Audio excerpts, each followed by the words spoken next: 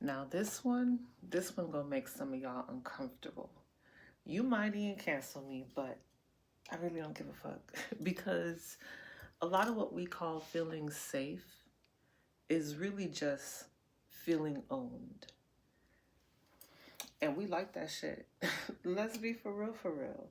We like somebody saying, "You're mine." We like the jealousy. We like the checking in. We like that possessive type shit. We like the, "Who is that?" We like the, "Prove it to me." We like the tone shift when somebody else looks too long. It makes you feel chosen. It makes you feel like the one.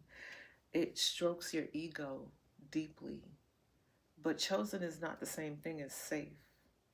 Because if I can't tell you how I feel without you shutting down, raising your voice, throwing a fit, withdrawing your affection, or weaponizing sex, that's not safety.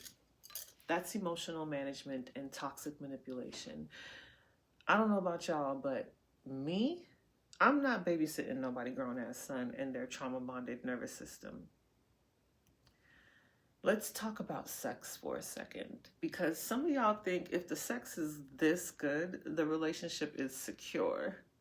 If he touches you right, if she submits just enough, if the chemistry is loud, if the orgasms are cinematic, you think that means I'm safe here and we belong together.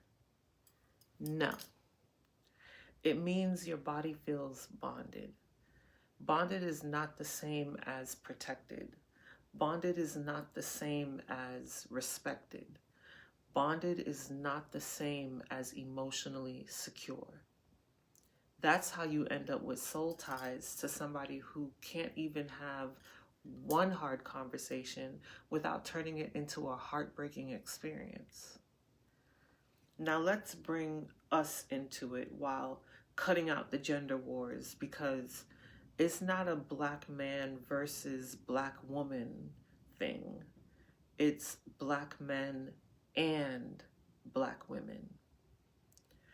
Black men were taught stoicism as survival. Don't cry, don't fold, don't show weakness, don't need nothing from nobody.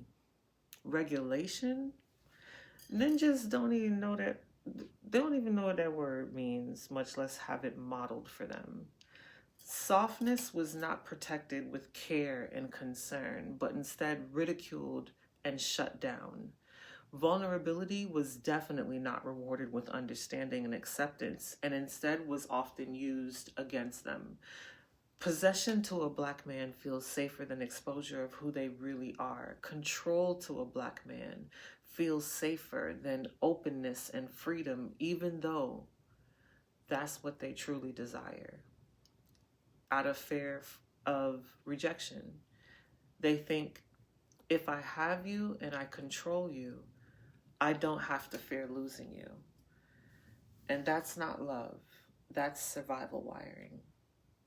Now, black women, we were taught endurance. Hold it down, hold your tongue, hold the house, hold the babies, hold the pain.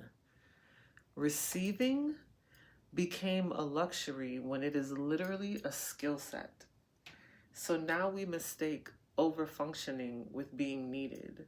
We mistake attention for emotional compatibility. We mistake possession with being chosen. We mistake good sex with intimacy and feeling secure. Because if he needs me, if he's obsessed with me, if he's territorial about me, if the sex is this good, that must mean I matter, that I'm the one, right? Or does it just mean he's scared as hell, operating from fear, and you're silly enough to romanticize it?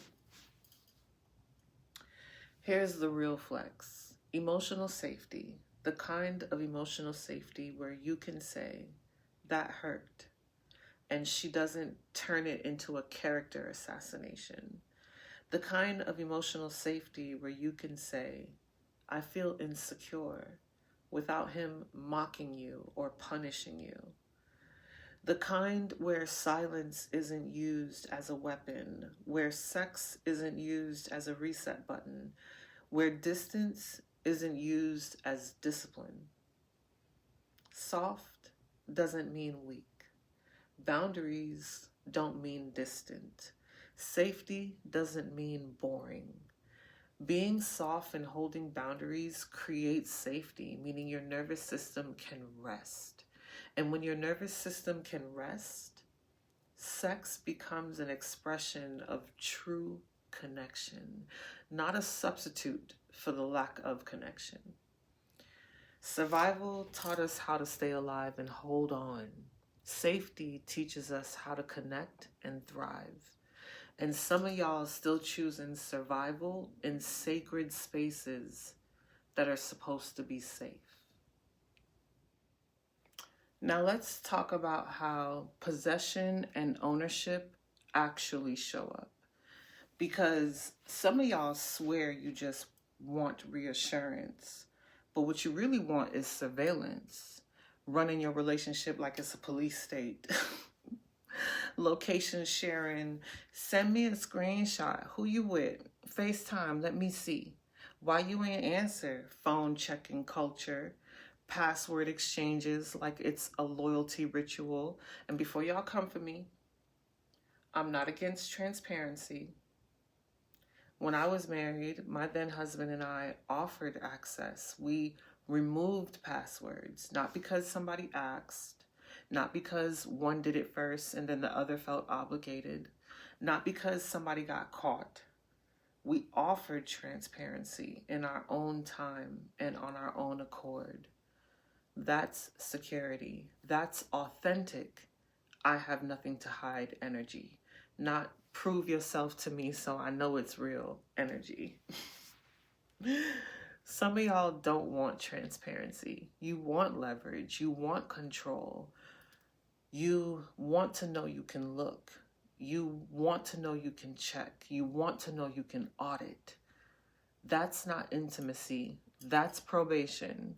Whole relationship operating like the prison system and y'all calling it love. In case nobody told you this, let me be the first. You don't own what you love. I'm going to say it one more again. You do not own what you love.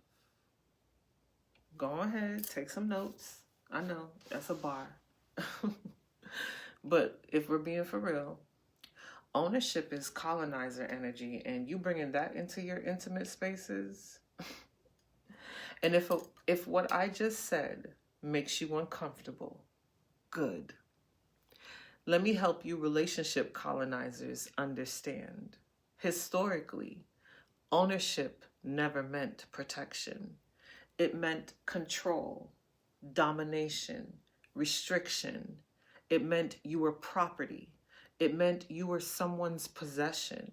It meant stripping you of your autonomy in the name of care.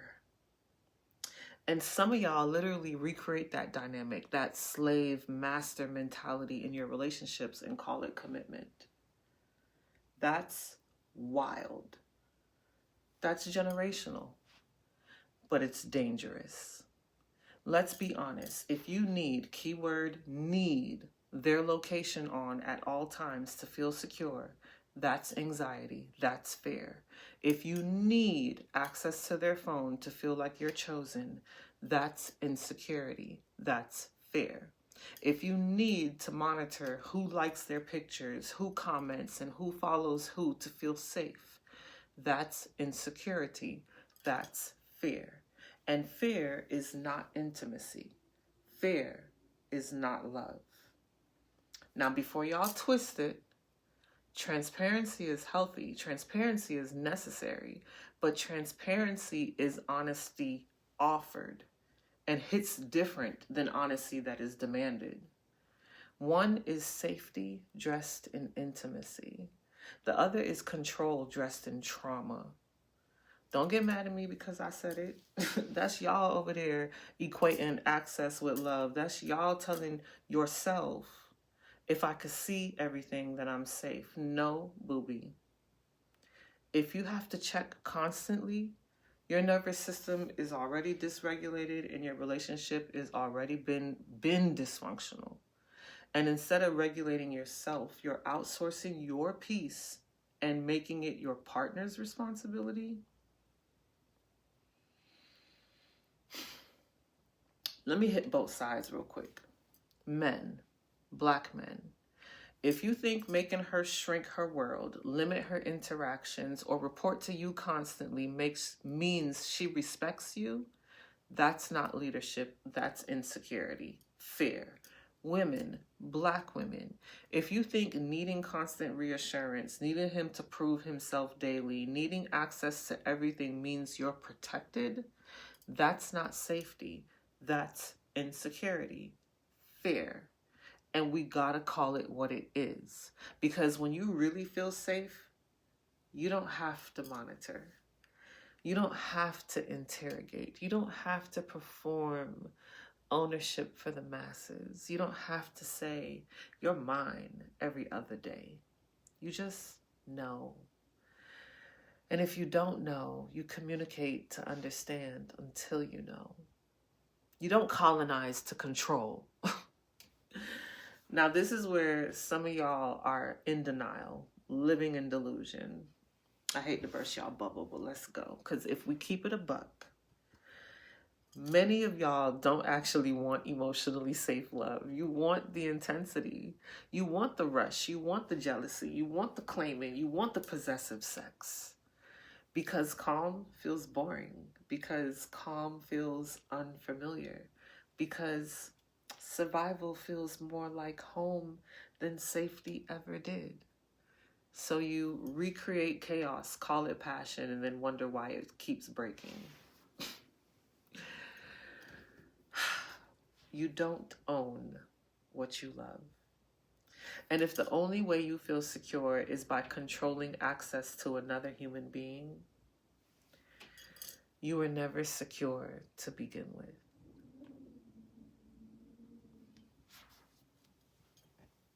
All right, I know I just went in on y'all, so let's move and talk about why we do this. Because possession didn't come out of nowhere. Surveillance didn't come out of nowhere.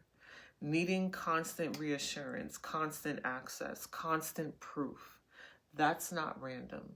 That's a dysregulated nervous system looking for certainty. If you grew up in chaos, unpredictability, emotional inconsistency, of course control feels like safety. Of course intensity feels like connection. Of course jealousy feels like care. Your body learned early, if I don't stay alert, I lose. Now let's look back at our Black history for real. We talked about this before, how for generations, Black love had to survive instability, families separated, fathers removed, mothers overworked, communities over-policed. Safety was conditional. You think that doesn't live in the body generationally? You think that doesn't shape attachment generationally? When love historically could be taken from you at any moment, of course clinging makes sense. When autonomy historically was stripped, don't you think ownership feels familiar? When control was used against us, we learned to use control in our private spaces to avoid feeling powerless again. That's not random. That's inherited survival through generations. Now let's talk about sex again, because this is where it always gets tricky every single time. Sex releases oxytocin, the bonding hormone, literally an attachment chemical. Your body does not care whether that person is emotionally safe or not. You bond anyway. So now you combined trauma, fear of abandonment, inconsistent affection, and intense sex. Your brain says, this is love. No. That's consistent sex with trauma bonding. Literally, that's rhythm and blues. That's attachment triggered through pleasure. That's your nervous system saying, at least when we're naked, I feel safe. I feel close. And it's truly sad to say this, but some of y'all only feel or only ever felt intimacy during sex. Sex is the only time vulnerability is socially acceptable. Think about that. For a lot of Black men, sex is the only place softness doesn't get mocked. And even then, he's still got to be careful. For a lot of Black women, sex is the only place desire feels validating. And even then, you still often leave feeling empty. So of course, sex becomes the bridge, barely. But if sex is the only bridge and that bridge ain't even sturdy, you're not connected. You're just chemically attached. Now I'm about to hurt some of y'all feelings. Some of y'all use sex to avoid emotional exposure. Makeup sex, stress sex, conflict sex, claiming sex, possessive sex.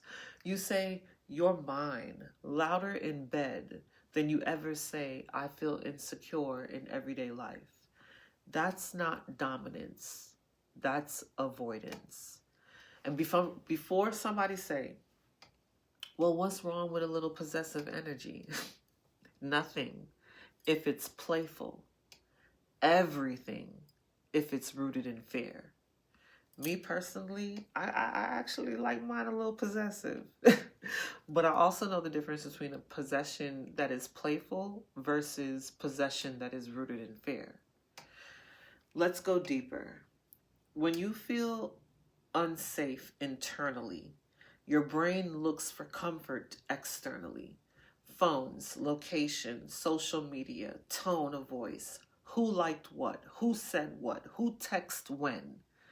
It gives you something to monitor so you don't have to feel what's bubbling underneath. Inside, you're actually avoiding fear of abandonment, fear of not being enough, fear of being replaced, fear of being exposed. And instead of saying, I'm scared, you say, who was that? Do you see the difference? I'm scared is vulnerability. Who was that is control. Now let me bring it back to us Black folk. Black men were taught, don't be vulnerable, don't need, don't depend. So control becomes the language. Black women were taught, don't be difficult, don't be too much, don't lose your man. So over-functioning becomes the language. Two survival dialects. Different branches, same root. Fear. And when fear runs the relationship, ownership feels safer than freedom because freedom requires trust, and trust requires regulation, and regulation requires emotional literacy. And a lot of us were never taught that. We were taught endurance. We were taught strength. We were not taught safety. So if you ever wondered why calm feels boring, why secure feels unfamiliar, but jealousy feels flattering and intensity feels addictive, it's because survival feels like home, sweet home. But survival is loud. Safety is quiet. Survival grips tight. Safety opens and is free. Survival says, if I lose you, I'll die, or worse, if I can't have you, no one can. That's chilling. Meanwhile, safety says, if we're aligned, we build and we grow. And if you feel you need to own what you love to feel secure, that's not love. That's fear. How do we fix it? Let's talk about what real emotional safety actually looks like, because it's not for the weak. It's powerful as fuck. Enough. Here's the standard. Now that we've dragged it, exposed it, connected it to history, connected it to trauma, connected it to sex, connected it to survival, here's the standard. Emotional safety is not ownership. It's not surveillance. It's not possession. It's not your mind. It's not control disguised as I care. Emotional safety is freedom with commitment. Let me say that again. Freedom with commitment. Real emotional safety looks like I don't have to shrink my world for you to feel secure. You don't have to shrink your personality for me to feel chosen. We are not managing each other's fears. We are regulating ourselves. That's grown. That's sexy. Real emotional safety means if I'm triggered, I say I'm triggered, not who is that? If I feel insecure, I say I feel insecure, not send me your location. If something hurts, I say that hurt, not you always. That's emotional literacy. That's regulation. That's accountability. Now let's bring it back to us Black folk. Black men deserve to feel safe enough to be soft without being mocked, without being emasculated, without being punished for honesty. Black women deserve to feel safe enough to receive without over-functioning, without auditioning, without carrying the whole emotional load. That's not weakness, that's evolution. And yes, sex still exists here, but in safety. Sex is not a test, it's not leverage. Sex is not the glue, it's not the proof. Sex becomes play, exploration, intimacy, connection layered within safety, not a desperate attempt to create it. When safety exists, you don't need possessive sex to feel close. You don't need intensity to feel alive. You don't need chaos to feel chosen. Here's the truth. If someone needs to control you to feel safe, they are not ready for you. If you need to control someone to feel secure, you are not regulated yet. And that's okay. But call it what it is. It's not love. It's fear desperately begging for certainty. This is the standard. I am not your property. You are not my possession. We are two regulated adults choosing each other freely. And if we stop choosing each other, we don't colonize, we don't surveil, we don't shrink, we don't dominate. We communicate. We either build or we release. Survival taught us how to stay alive. Safety teaches us how to connect. And personally, I've never been interested in surviving love. I want to feel safe in it. I want to be free to be me.